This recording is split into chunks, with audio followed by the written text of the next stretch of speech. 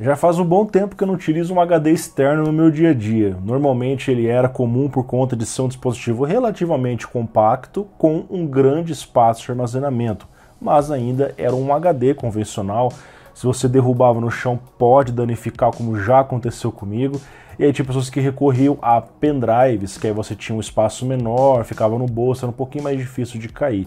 Mas a tecnologia avançou muito e hoje você consegue ter o melhor dos três mundos, que é um dispositivo compacto como um pendrive, um pouquinho maior, rápido como um SSD e com bastante armazenamento como um HD externo, que é o caso do SSD externo.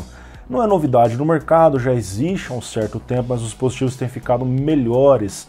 A primeira leva eu trouxe aqui no canal, acho que há uns 3 anos atrás, um SSD externo que batia ali uns 700 megabytes por segundo. Ok, já era bastante coisa para um dispositivo externo, bem mais rápido que um HD externo, né? Agora nós temos aqui uma segunda leva que traz dispositivos baseados no USB 3.2 Gen 2X2, que é aquela conexão de 20 gigabits por segundo.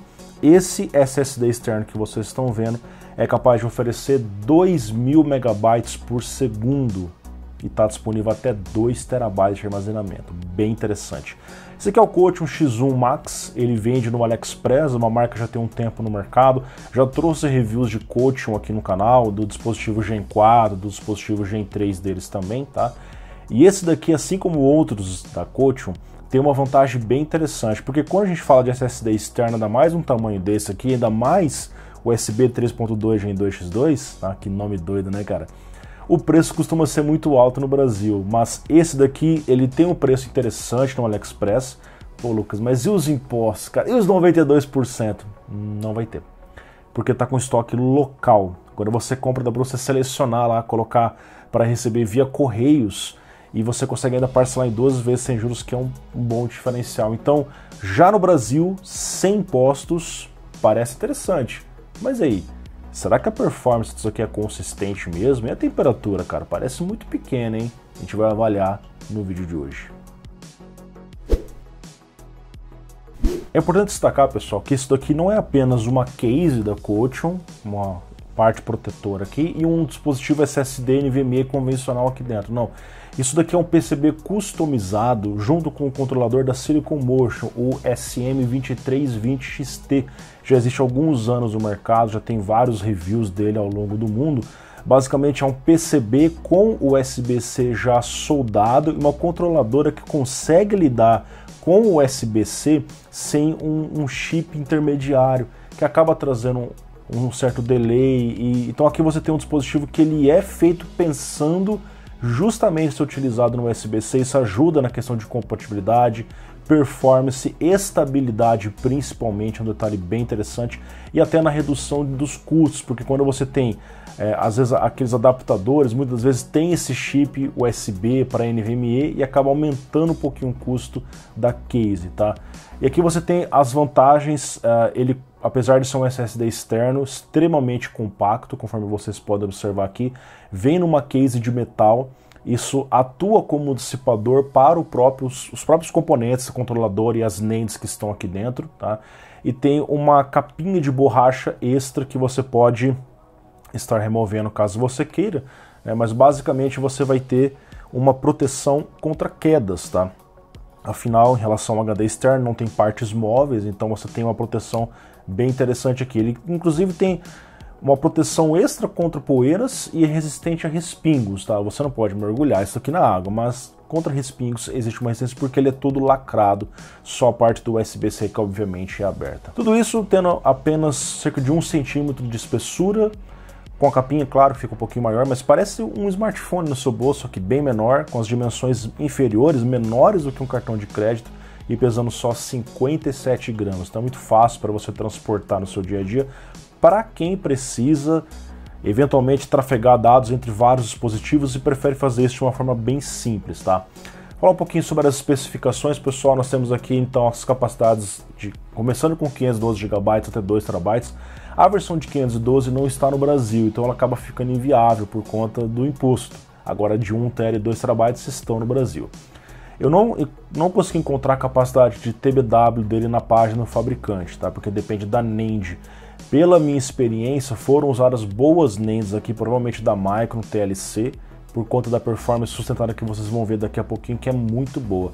Normalmente a gente tem aqui entre 600 a 750, 800 TBW de quantidade total de bytes gravados, que seria, digamos que, o quão o SSD consegue se manter gravando por um espaço de tempo aí por anos, tá? Que é uma quantidade muito boa para um usuário comum, e aí se você precisa de algo mais extremo, você pode procurar dispositivos mais rápidos.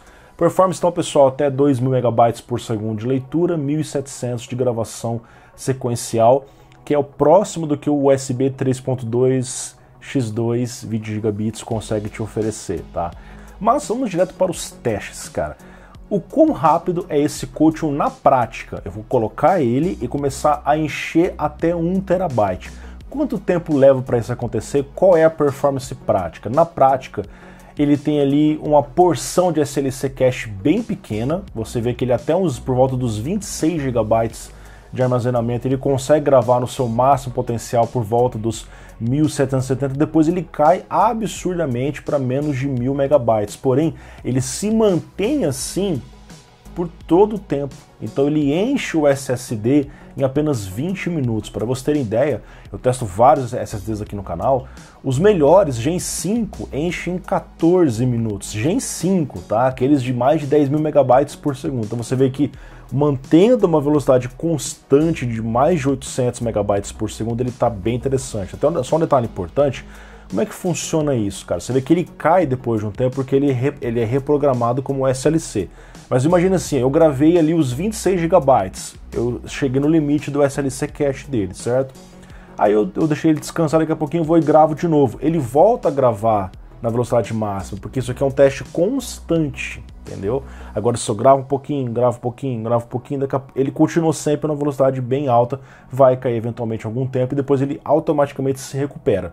Não é porque eu enchi 300 GB, estou com 300 GB aqui, agora só consigo gravar 800. Não, ele vai conseguir gravar a velocidade máxima sim. Em teste constante ele fica dessa forma. Em relação à temperatura, muito boa, ali 57 graus de média, cara, o dispositivo conseguiu uma temperatura legal porque ele tem basicamente um dissipador. Essa case aqui atua como dissipador e não incomoda no toque da mão. É uma coisa interessante porque como é algo portátil, você vai acabar encostando nele e não sentir na estrutura externa algo que incomode eu segurar, tá? Em relação aos testes de performance, é isso que a gente vê no ES-SSD, ele bate ali em 1861, na gravação 1696, um bom tempo de resposta.